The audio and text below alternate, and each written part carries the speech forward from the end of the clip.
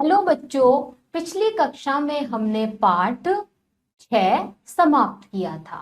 आज हमारा पाठ है पाठ 7 सर्वनाम। आइए इसको ध्यान से पढ़ते और समझते हैं। पाठ 7 सर्वनाम। तो बच्चों, सर्वनाम क्या होता है?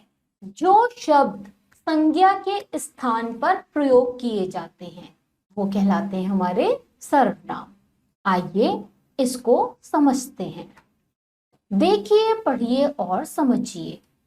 यहाँ पे हमें एक चित्र दिया है। चित्र में हम क्या देख रहे हैं?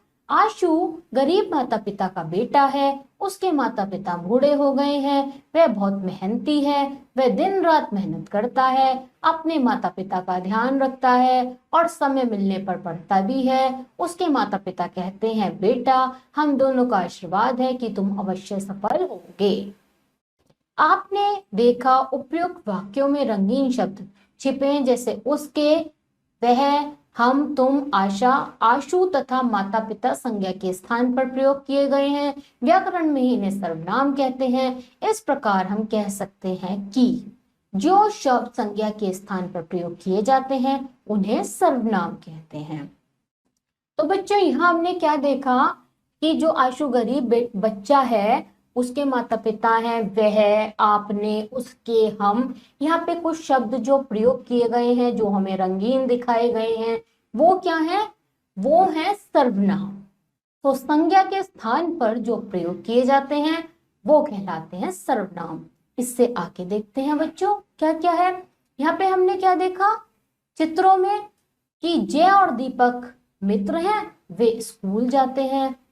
अमित, अमित क्या है? अच्छा लड़का है, वह गरीबों की सहायता करता है। और आगे के चित्र में क्या देखा? मेरा नाम अंकित है, मैं राधा का भाई हूं। अब यहाँ पे भी क्या दिखाया है? इससे आगे भी बच्चों हमें कुछ चित्र दिखाए हैं। तो उसमें हम क्या देखते हैं बच्चों?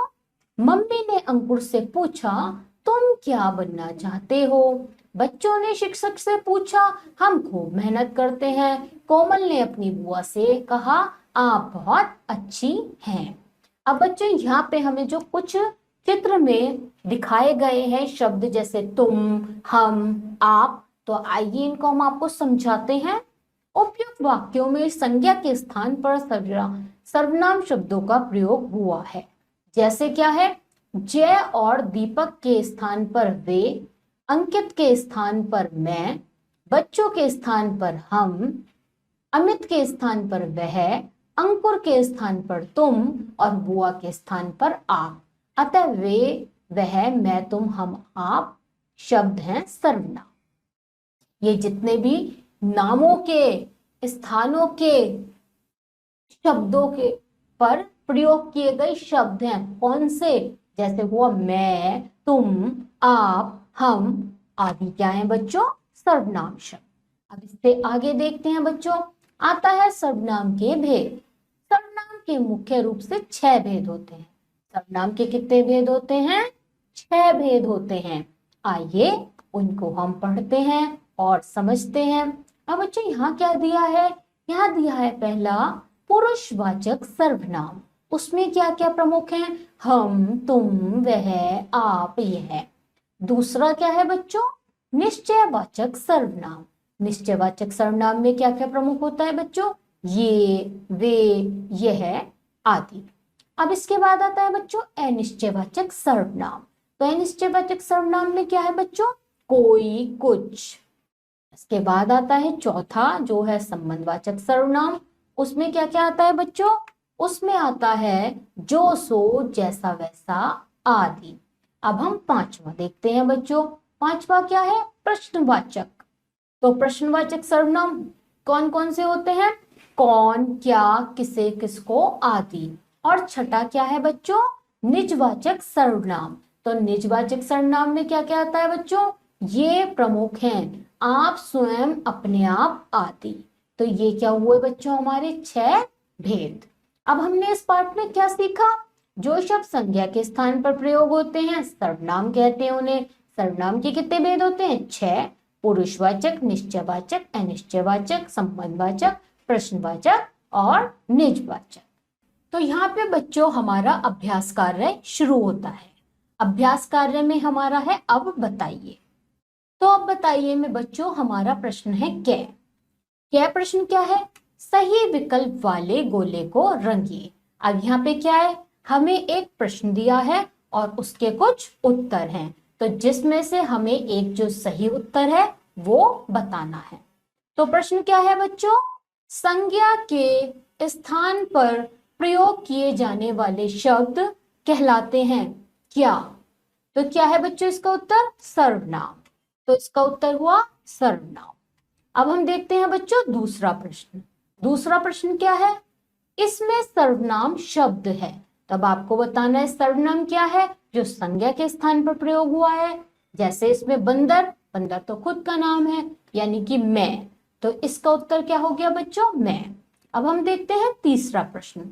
तीसरा प्रश्न क्या है बच्चों?